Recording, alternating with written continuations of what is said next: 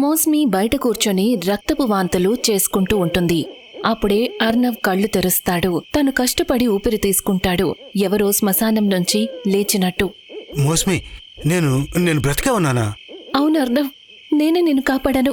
కానీ మనం ఇక్కడి నుంచి వెంటనే బయలుదేరాలి. అది నా ఖజానా, నేను తనని వదిలిపెట్టాను. నువ్వసలు ఏం మాట్లాడుతున్నావు? ఆ ఖజానా మనది కాదు. ఆ ఖజానా నాది. ఆ మాట అంటున్నప్పుడు అర్నవ్ కళ్లల్లో ఒక విచిత్రమైన భయంకరమైన మెరుపు కనిపిస్తుంది. అర్నవ్ బంగళా వైపు తిరిగి వెళ్తూ ఉంటాడు. ఎవరో తనని లాగుతున్నారన్నట్టు. నీకు ఖజానా కావాలంటే వెళ్ళు, తీసుకో. కానీ నేను రాను. నేను ఇంటికి వెళ్తున్నాను. మోస్మి కారులో కూర్చుంటుంది. తన ఇంటికి బయలుదేరుతుంది. అడవిలో తిరుగుతూ తిరుగుతూ తను మళ్ళీ ఆ బంగళా దగ్గరికి వచ్చి ఆగుతుంది. మళ్ళీ ఇదే బంగళా, ఏం జరుగుతోంది? మోస్మి కోపంగా అక్కడ్నుంచి బయలుదేరుతుంది. కాని అడవిలో తిరిగి తిరిగి రౌండ్లు కొట్టి తను మళ్ళీ అదే బంగళా దగ్గరికి చేరుకుంటుంది. మళ్ళీ చూస్తుంది, బంగళా ముఖద్వారం దగ్గర కమల్ ఉంటాడు. తన నవ్వు ఎలా ఉంటుందంటే ఏదో భూతం ఎగతాళి చేస్తోంది అన్నట్టు. నేను మళ్ళీ ఇక్కడికి ఎలా వచ్చాను? నాకసలు ఏం జరుగుతోంది? నేనైతే నీకు చెప్పాను కదా, ఇక్కడికి వచ్చిన తర్వాత ఎవరు కూడా ఇంటికి తిరిగి వెళ్ళలేదని. రా, ఇక ఇప్పుడు నువ్వు కూడా ఈ బంగళా నుంచి బయటికి వెళ్ళలేవు. ఆ మాట విని మోస్మి బండిలోంచి దిగుతుంది. తను కోపంగా బంగళా లోపలికి వెళ్తుంది. అర్నవ్, అర్నవ్! అర్నవ్ తన పిలుపుకి జవాబు ఇవ్వడు. బంగళాలో నిశ్శబ్దంగా ఉంటుంది. ఎక్కడా ఎటువంటి శబ్దము ఉండదు. అర్నవ్, నువ్వెక్కడున్నావు? తను తన ఖజానాని రక్షిస్తున్నాడు. నేను తనని కలవాలి. ఎందుకు? ఎందుకంటే తను నా ఫ్రెండ్. ఇప్పుడు కాదు, ఒకప్పుడు. నువ్వు అన్నదానికి అర్థమేంటి? తను చనిపోయాడా? కమల్ మోసమి ప్రశ్నలకు సమాధానం చెప్పలేదు. చాలా గట్టిగా నవ్వటం మొదలు పెడతాడు.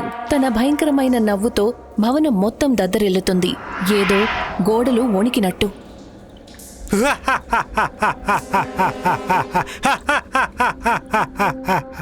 రాత్రి సమయం. మోస్మి భయంతో ఒక మూలన కూర్చుని ఉంటుంది. తన చెవులకు సంకెళ్ల శబ్దాలు గట్టిగా వినిపిస్తాయి. ఎలా అనిపిస్తుందంటే ఎవరో సంకెళ్లతో బంధించి అటూ ఇటూ తిరుగుతున్నారన్నట్టు. పైన ఎవరున్నారో తెలీదు.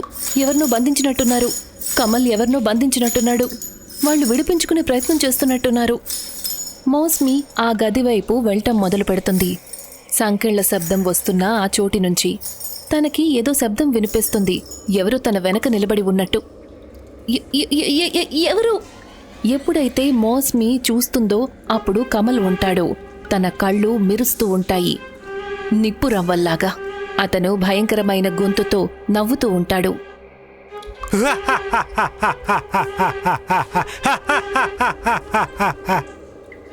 అటువైపు వెళ్తున్నావు. నువ్వు పైకి వెళ్ళకూడదు. పైనుంచి ఏవో శబ్దాలొస్తున్నాయి. నువ్వు అర్నవ్ని పైన బంధించుంచావు కదా? కమల్ మోస్మి ప్రశ్నలకు సమాధానం చెప్పడం లేదు. ఒక భయంకరమైన నవ్వు నవ్వుతాడు. ఏదో రాక్షసుడు గట్టిగా నవ్వుతున్నట్టు. నా కోసం భోజనానికి ఏర్పాటు చెయ్యి. అలాగే ఈ బంగళాలో నా అనుమతి లేకుండా ఎక్కడికి కూడా వెళ్ళకూడదు. ఒకవేళ గనక వెళితే నీ ప్రాణాలు కోల్పోతావు. కమల్ మోస్మికి వంట చేయాలని ఆజ్ఞాపించి వెళ్ళిపోతాడు. మోసమికి అసలు అర్థం కాదు తను ఏం చెయ్యాలి అని. తను ఇంతవరకు వంట చెయ్యలేదు. తను బంగళాలో వంటగదిలోకి వెళ్తుంది. ఎప్పుడైతే తను వంటగదిలో అడుగు పెడుతుందో అప్పుడు పాత పొయ్యి దానంతటదే వెలుగుతుంది. గిన్నెల్లో ఏదో ఉంటుంది. అది రక్తంలా ఎర్రగా కనిపిస్తుంది. మోస్మి ఎలాగోలా కమల్ కోసం వంట చేస్తుంది. అర్నవ్ 2 రాత్రుల నుంచి ఇంటికి రాలేదు. వాళ్ల అమ్మా నాన్నలు లివింగ్ రూంలో ఉంటారు. మమ్మీ మాటిమాటికి ఫోన్ ట్రై చేస్తుంటుంది. కాని అర్నవ్ ఫోన్ లైన్ కలవడం లేదు. వాళ్ళిద్దరూ చాలా టెన్షన్లో ఉంటారు. భగవంతుడా, నా అర్నవ్ ఎక్కడికి వెళ్ళిపోయాడు? 2 రోజులు గడిచాయి. కాల్ లేదు, మెసేజ్ లేదు. నేను ఎన్నోసార్లు చెప్పాను భూత ప్రేతాలకు సంబంధించి ఏమీ చెయ్యొద్దని. కానీ నా మాట వినడు కదా. నేను కూడా ఎన్నోసార్లు వద్దని చెప్పాను. ఈ పారానార్మల్ యాక్టివిటీ, వ్లాగింగ్ ఇవన్నీ కూడా వదిలేసేయమని. కానీ లేదు, నా మాట వింటేనా? ఇప్పుడు చూడు, ఫోన్ కూడా ఆఫ్లో ఉంది. అప్పుడే అర్నవ్ వాళ్ళ నాన్న ఫోన్లో సోషల్ మీడియాలో చూస్తాడు. ముందు రోజు రాత్రి అర్నవ్ లైవ్లో ఉన్నాడు. ఇలా చూడు, అర్నవ్ నిన్న రాత్రి రాంపూర్లో ఉన్న భూతాల భవనం నుంచి సోషల్ మీడియాలో లైవ్ చేశాడు. బంగళానా? ఆ జోకో బంగళానా? భగవంతుడా, నా బిడ్డకేమైనా అయ్యిందంటే? అర్నవ్ వాళ్ళ అమ్మ మళ్ళీ ఫోన్ చేస్తుంది. కానీ ఫోన్ ఇప్పుడు కూడా స్విచ్ ఆఫ్ లోనే ఉంది. అరే, ఈ ఫోన్ ఎందుకు కలవడం లేదు? స్విచ్ ఆఫ్ అని వస్తోంది. మోస్మీకి ఫోన్ చెయ్యి, వీడియోలో తను కూడా కనిపిస్తుంది. బహుశా తనకేమైనా తెలుసుంటుందేమో. అర్నవ్ వాళ్ళమ్మ మోసమీకి ఫోన్ చేస్తుంది. కానీ తన ఫోన్ కూడా స్విచ్ ఆఫ్ అని వస్తుంది. మోస్మీ ఫోన్ కూడా కలవడం లేదు. నా బిడ్డ ప్రాణాలతో ఉన్నాడో లేదో తెలియడం లేదు. మనం రాంపూర్లో ఉన్న భవనానికి వెంటనే బయలుదేరి వెళ్ళాలి. అక్కడికి వెళ్తేనే మనకేమైనా తెలుస్తుంది. అర్నవ్ వాళ్ళ అమ్మా నాన్నలు భయపడుతూ రాంపూర్లో ఉన్న ఆ భూతాల బంగళాకి బయలుదేరతారు. అది రాత్రివేళ.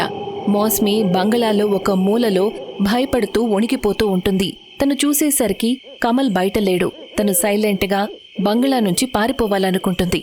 కాని కొంత దూరం వెళ్ళగానే తనకి రక్తపు వాంతులవుతాయి. తను నేల మీద పడిపోతుంది. అప్పుడే తను చూస్తుంది, ఎదురుగా కమల్ ఉంటాడు. తన కళ్లల్లో కోపముంటుంది. కోపంగా చూస్తుంటాడు. నేను నీకు ఎన్నిసార్లు చెప్పాను, ఇక్కడి నుంచి నువ్వు వెళ్ళిపోయే ప్రయత్నం చేయొద్దని. ఇక నువ్వు చావాల్సిందే. నన్ను వెళ్ళనివ్వు, నన్ను క్షమించు. ఒకవేళ నువ్వు వెళ్ళిపోతే మరి అమావాస్య రాత్రి నేను ఎవరిని బలిస్తాను? నేను జోకోని సంతోషపెట్టాలి. తను ఒక్కసారి సంతోషిస్తే నాకు తన ఖజానా మొత్తాన్ని కూడా ఇచ్చేస్తాడు. నేను ఈ ప్రపంచంలో అందరికంటే కూడా ధనవంతుడినైపోతాను. కమల్ మోసమీని పైకి లేపుతాడు. బంగళా లోపలికి తీసుకువెళ్తాడు. అది రాత్రి సమయం. మోసమి వంటగదిలో కమల్ కోసం వంట చేస్తూ ఉంటుంది. అప్పుడే పైన గదిలో నుంచి సంకెళ్ల శబ్దం చాలా గట్టిగా వినిపిస్తుంది. ఎలా అనిపిస్తుందంటే ఎవరో బందీగా ఉన్నవాళ్లు విడిపించుకునే ప్రయత్నం చేస్తున్నట్టు. నేనేదో ఒకటి చెయ్యాలి. తను ఖచ్చితంగా అర్నవ్ని బంధించుంటాడు. మోస్మి సైలెంట్గా పైనున్న గదిలోకి వెళ్తుంది. గదిలో నుంచి భయంకరమైన శబ్దాలు వినిపిస్తాయి. ఎప్పుడైతే మోస్మి గదిలోకి అడుగు పెడుతుందో అప్పుడు తనకి చీకటిగా అనిపిస్తుంది. సంకెళ్ల శబ్దం ఇంకా గట్టిగా వినిపిస్తాయి. తను చూసేసరికి అర్నవ్ జోకుగా మారిపోయి ఉంటాడు. తన మొహం భయంకరంగా, దారుణంగా మెరిసే ఎర్రటి కళ్ళు, వంకరగా ఉన్న మొహం, దట్టమైన జుట్టు, పదునైన పళ్ళు. అర్నవ్ని ఆ పరిస్థితుల్లో చూసి మోస్మి భయంతో వణికిపోతుంది. జోకో ఒక ఇనపెట్టె మీద కూర్చొని ఉంటాడు. మోస్మి అక్కడి నుంచి పారిపోతుంది. మోస్మి భయంతో పరిగెత్తుతూ తన ఇంటికి చేరుకుంటుంది. కాని ఎప్పుడైతే ఇంట్లోకి అడుగు పెడుతుందో, నేను వద్దన్న తర్వాత కూడా నువ్వు పైన గదిలోకి వెళ్ళావు. అర్నవ్ని విడిచిపెట్టు. నేను తనని విడిచిపెట్టలేను. తను జోకో కంట్రోల్లో ఉన్నాడు. నేను ఏమీ చేయలేను. నన్ను ఇక్కడి నుంచి వెళ్ళనివ్వు. నీకు అంత తొందర ఎందుకు? ఇవాళ రాత్రికి నేను నిన్ను ఎప్పటికీ శాశ్వతంగా విముక్తురాలను చేస్తాను. అది రాత్రి సమయం. కమల్ హోమం దగ్గర కూర్చుంటాడు. ఎదురుగా స్పృహ లేకుండా పడుంటుంది మోస్మి. కమల్ ఎదురుగా జోకో రూపంలో అర్నవ్ సంకెళ్లతో బంధించబడి ఉంటాడు. ఆగు కమల్, నేను నీ బలిని స్వీకరించను. నువ్వు నా బలిని స్వీకరించి తీరాల్సిందే. నేను నీకు 108వ బలినిస్తున్నాను. ఈ బలి తర్వాత నువ్వు నాకు ఖజానా మొత్తాన్ని కూడా హ్యాండ్ ఓవర్ చేయాల్సి ఉంటుంది. కమల్ హోమాన్ని మొదలు పెడతాడు. కాసేపటి తర్వాత హోమం పూర్తవ్వగానే తను మోస్మిని బలి ఇవ్వబోతాడు. అప్పుడే అర్నవ్ వాళ్ళ అమ్మా నాన్నలు ఒక తాంత్రికుడితో పాటు బంగళా దగ్గరికి చేరుకుంటారు. తాంత్రికుడు కమల్ మీద విభూదిని చల్లుతాడు. విభూది కమల్ శరీరం మీద పడగానే తన చేతిలో ఉన్న కత్తి కింద పడిపోతుంది. అర్నవ్ వాళ్ళ మమ్మీ అర్నవ్ని చూస్తుంది. తన పరిస్థితిని చూసి భయంతో అరుస్తుంది. మోస్మికి స్పృహ వస్తుంది. తను లేచి కూర్చుంటుంది. అర్నవ్ వాళ్ళమ్మ అర్నవ్ దగ్గరికి వెళ్తుంది. చూడండి, నా కొడుకు పరిస్థితి ఎలా ఉందో చూడండి. ఆంటీ, ఇప్పుడు అర్నవ్ దగ్గరికి వెళ్ళకండి. తను ఇప్పుడు జోకో కంట్రోల్లో ఉన్నాడు. తను మీ మీద దాడి చేస్తాడు. తాంత్రికులు గారు, నా కొడుకును కాపాడండి. ఆ జోకో కంట్రోల్ నుంచి కాపాడండి, తప్పకుండా. తాంత్రికుడు వెంటనే హోమం మొదలు పెడతాడు. అర్నవ్ని జోకో కంట్రోల్ నుంచి విడిపిస్తాడు. అర్నవ్ ఇప్పుడు తన అసలు రూపంలోకి వస్తాడు. తను డిసైడ్ అవుతాడు ఇక మీదట తను ఎప్పుడూ కూడా పారానార్మల్ యాక్టివిటీ మీద వ్లాగింగ్ చెయ్యకూడదు అని.